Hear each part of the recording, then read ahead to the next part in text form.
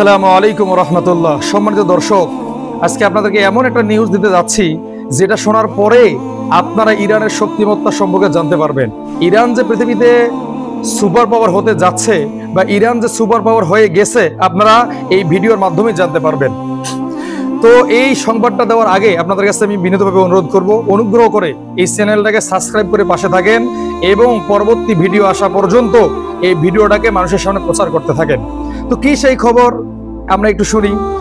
Iran বলতেছে ওই যে ওরা যাদের নাম তো নেওয়া যায় না, ওই যে ওরা যারা ইরানে হামলা করেছিল F-16 যুদ্ধ বিমান দিয়ে, এই বিমানের ভিতরে যারা পাইলট ছিল এই পাইলটদের নামের তালিকা তৈরি করেছে ইরান। আলহামদুলিল্লাহ। শুধু নামই না, তারা দেখতে কেমন, তারা কোথায় থাকে, তারা কোন বিভাগের সদস্য, এইরকম যাবতীয় তথ্য ইরান বের করে ফেলেছে। এবং যে সমস্ত ড্রোন দিয়ে ইরানে হামলা করেছিল এই ড্রোনগুলো কারা পরিচালিত করেছিল, কিভাবে পরিচালিত করেছে, এইরকম সমস্ত তথ্য কিন্তু ইরান বের করে ফেলেছে। কাজটা কি করেছে চিন্তা করতে পারতেছেন? যারা ইরানে বিমান দিয়ে হামলা করেছিল এই বিমানের পাইলটদের ছবি সংগ্রহ করেছে, তাদের বাসভবন কোথায় সংগ্রহ করেছে, তারা কোথায় যাচ্ছে। ইরান আরো বলতেছে যে তারা কি কি করতেছে এই খবরও আমাদের কাছে আছে। শুধু একজন দুইজন না, স্যাটেলাইটের মাধ্যমে তাদের 24 ঘন্টার খবর আমরা রাখতেছি এবং তাদের পিছনে আমাদের আলাদা একটি গোয়েন্দা বাহিনী কাজ করতে চায়। তো এইরকম নিউজ শোনার পর ওই যে ওদের যাদের নাম নেওয়া যায় না, এরা কি শান্তিতে আছে? আন্তর্জাতিক গণমাধ্যমগুলো বলতেছে যে এদের নাম তালিকা প্রকাশ পাওয়ার পরে এরা আর পৃথিবীর কোনো দেশে গিয়ে শান্তিতে থাকতে পারবে না।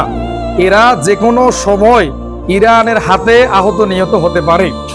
এখন দাবি হচ্ছে কি, এখন প্রশ্ন আসে যে এদের পরিচয় কোথায় পেল ইরান?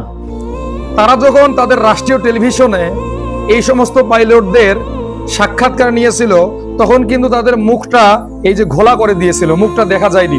এরপরও ইরান কিভাবে খুঁজে পেল? আমি একটা তথ্য আপনাদেরকে দিতে চাই। যখন এই যুদ্ধ চলতেছিল তখন কিন্তু ওই যে ওরা, কাদের কথা বলতেছি বুঝতে তো পারতেছেন, ওরা বলেছিল যে ইরান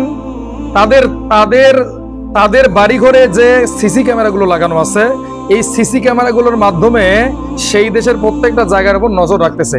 তার মানে তারা স্বীকার করতেছে যে ইরান তাদের সিসি ক্যামেরাগুলো হ্যাক করেছিল। এখন ইরান যদি সবগুলো সিসি ক্যামেরা হ্যাক করতে পারে পুরো শহরের, তাহলে অবশ্যই তাদের পক্ষে এই খবরটা নেওয়া কোনো ব্যাপার না যে কারা এই কাজটা করেছে, কারা ইরানে হামলা করেছে এবং তারা এখন কোথায় আছে। তো আলহামদুলিল্লাহ, এটি একটি অত্যন্ত চমৎকার নিউজ।